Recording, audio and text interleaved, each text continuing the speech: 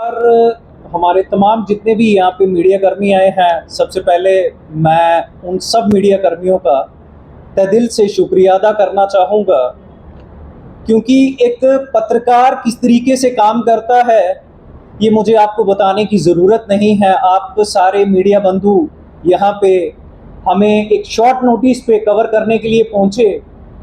इस चीज़ का मैं शुक्रिया अदा इस वजह से भी करूँगा क्योंकि मैं खुद भी एक जर्नलिस्ट हूँ और सिस्टम ऑब्जर्वर न्यूज़पेपर मैं एक चलाता हूँ, और इसी न्यूज़पेपर के माध्यम से मैंने जो हमारे समाज में, हमारी सोसाइटी में अगर कहीं कुछ गलत होता है तो एक पत्रकार का काम है उस चीज़ को, उस एपिसोड को कवर करना। हमने अपनी तरफ से 28 जुलाई 2025 को एक खबर जो है वो अपने फ्रंट पेज पे लगाई, जिसमें ये लिखा साफ, land record fraud in Akhnoor, revenue officials under fire for alleged illegal फर्द इशुएंस इन वार्ड नंबर 6। तो देखिए, मैं आपको ये चीज बात बता देता हूं कि एक आम इंसान ने अगर कोई एक नकल तक लेनी हो राजस्व विभाग की तरफ से, रेवेन्यू डिपार्टमेंट की तरफ से, तो एक आम इंसान की जो जूते हैं वो घिस जाते हैं। इंसाफ तक पहुंचते पहुंचते उसे एक नकल को लेते लेते हम आपको बता दें, बड़ी हैरानगी से आज मैं ये खुलासा करने जा रहा हूं कि किस तरीके से रेवेन्यू ऑफिस अखनूर, तहसील अखनूर में आजकल ये चलन चल रहा है कि वहां पे मुर्दे भी जाके अपना फर्द जो है वो कटवा सकते हैं। हम आपको बता दें कि 28 जुलाई को जब हमने एक न्यूज कवर की, उसमें हमें अप्रोच किया जो हमारे साथ इस वक्त बैठे हैं नीलकंठ शर्मा जी। इन्होंने हमें अप्रोच किया कि हमारी कोई सुनवाई नहीं हो रही और कुछ रसूखदार लोगों की तरफ से इनकी जमीन को हड़पने का जो प्रयास है लगातार किया जा रहा है। उसी के चलते एज ए जर्नलिस्ट और एक पब्लिक इंटरेस्ट की बात थी, तो हमने कोशिश की इनकी आवाज को बुलंद किया जाए और प्रशासन तक ये जो बात है वो पहुंचाई जाए। और इसी संदर्भ में हमने इनके इंटरव्यूज किए, जिनमें इन्होंने ओपनली कुछ रसूखदार लोगों के नाम लिए, कुछ राजस्व विभाग अखनूर के जिनमें पटवारी थे, तहसीलदार थे, गिरदौर थे, नायब तहसीलदार थे, उन सबके नाम लिए। हम आपको बता दें कि इस पूरे वाक्य में होता यह है कि एक शख्स 2023 में जिनका नाम भोलानाथ होता है वो इस दुनिया से स्वर्गवासी हो जाते हैं। 2022 में, माफ करिए, 2022 में वो स्वर्गवासी हो जाते हैं, लेकिन उन्हीं का नाम के ऊपर रेवेन्यू डिपार्टमेंट अखनूर की तरफ से रेगुलर टाइम्स पे फर्द इशू किए जाते हैं। एक बार गलती हो सकती है, 2 बार गलती हो सकती है, तमाम टाइम इनकी तरफ से डेलिब्रेटली कुछ बेनिफिशरीज जिनके घर वहां पे नजदीक थे, उन बेनिफिशरीज को फायदा देने के लिए इस डिपार्टमेंट की तरफ से फर्द इशू किए जाते हैं। किनके खाते में वो इशू हुए फर्द,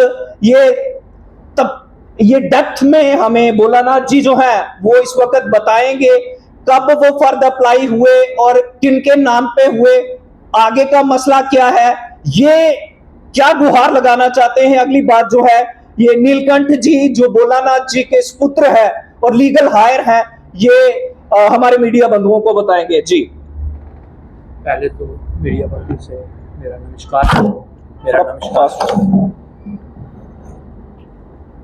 साथ जैसे इन्होंने बताया है कि हमारे साथ अन्याय हुआ है, उस जो अन्याय हमारे साथ हुआ उसी की आवाज़ बुलंद करने के लिए हमने डिपार्टमेंट से और रेवेन्यू डिपार्टमेंट और पुलिस ऑफिसर जो भी सारे डिपार्टमेंट हैं उनसे दरख्वास्त की कि इसके ऊपर गौर किया जाए। साथियों, बात यूँ है कि 2022 दिवाली वाले दिन पिताजी डेथ हो गई, वो स्वर्गवास सुधार गए, और हमारा जो वहाँ पे प्लाट, एक पुश्तैनी प्लाट है, वहाँ मकान ऑलरेडी बना हुआ है, थोड़ा डिसमेंटल की स्थिति में है।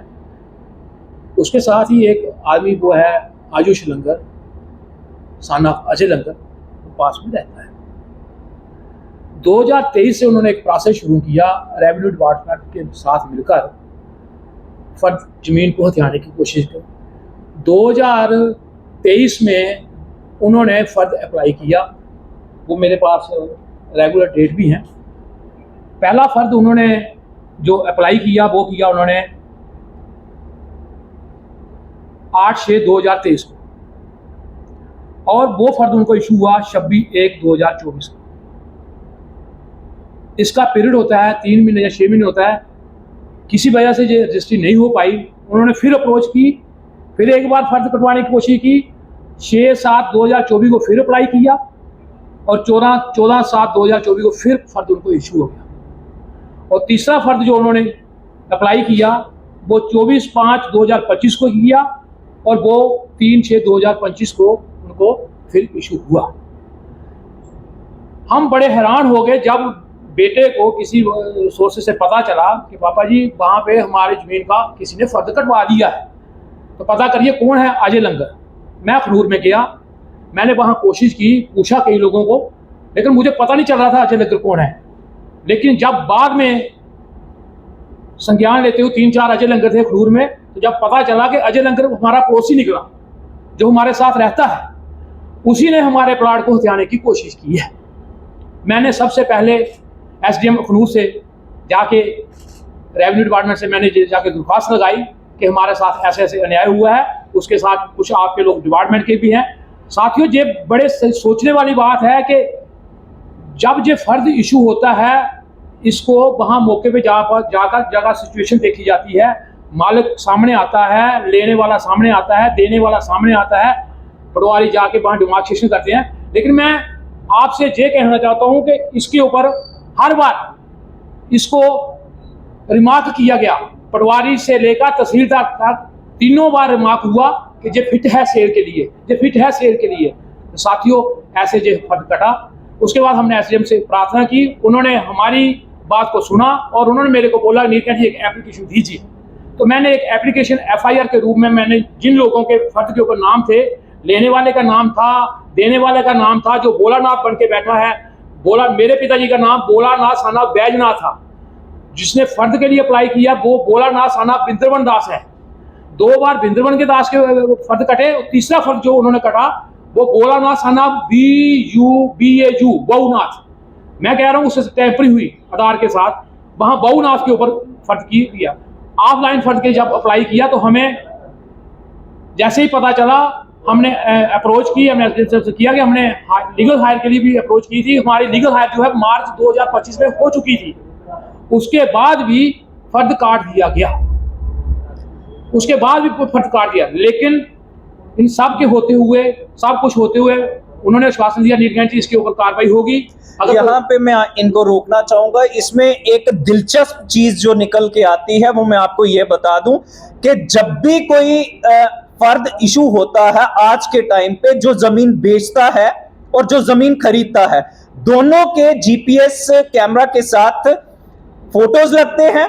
उसके बाद फर्द जो है वो इशू किया जाता है। और अखनूर में ये एक नया जो है एक चलन देखने को मिला कि जो शख्स जिसके नाम पे जमीन थी वो स्वर्गवासी है, और उसी के नाम के ऊपर जो है वो आंखें बंद करके, चाहे तहसीलदार की बात करें, चाहे नायब तहसीलदार की बात करें, चाहे गिरदौर की बात करें, या फिर वहां के पटवारी की बात करें, वही पटवारी जो पटवारी इनका जो इंतकाल जो है विरासती इंतकाल अपडेट करता है, वही पटवारी जो है इन्हीं के नाम के ऊपर जो है वो किसी और के नाम के ऊपर जो फर्द है वो इशू कर देता है। सोचने वाली ये बात है कि क्या ये महज एक क्लरिकल कोई मिस्टेक थी? इसके बाद क्या हुआ ये डिटेल में नीलकंठ जी बताएंगे।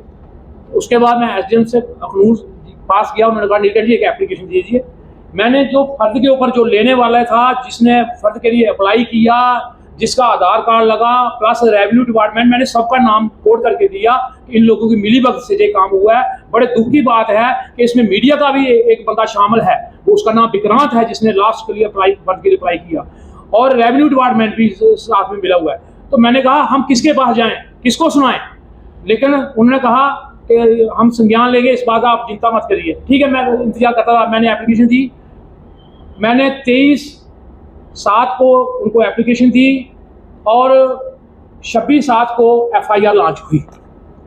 जो मैंने नेम कोड किए थे उन नामों को बाहर निकाल दिया गया और एक FIR जो लॉन्च की गई उसमें अननोन पर्सन लिखे गए, अननोन पर्सन।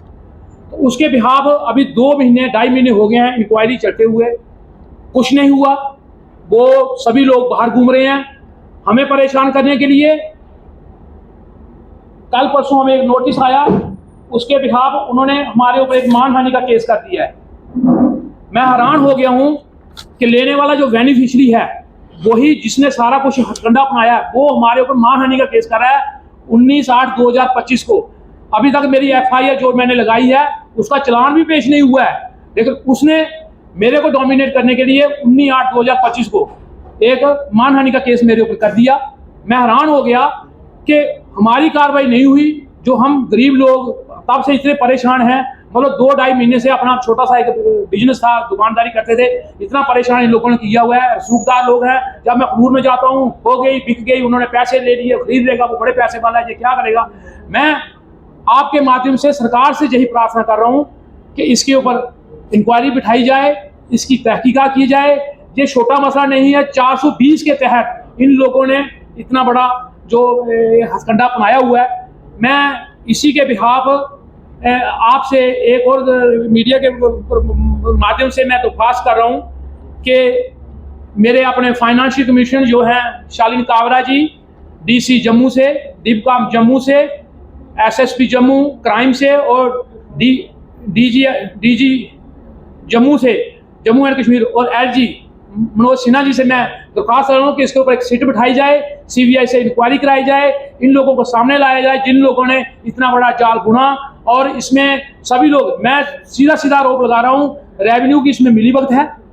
पटवारी से लेकर तहसीलदार तक, जो तब का पटवारी था पहला फर्द काट के तहसीलदार तब का जो खनूर में था उसने काटा, रिमार्क कर दिया कि बिल्कुल सही है जगह बेचने के लिए। मैं हैरान हूँ कि उन लोगों ने क्या देखा। और लास्ट जो किया वो लेटेस्ट वहाँ तहसीलदार मौके पे हैं, कोई कार्रवाई अभी तक कोई कार्रवाई नहीं हुई। लीपापोती हो रही है, इंक्वायरी बैठी हुई है, चल रही है, हम इंक्वायरी कर रहे हैं।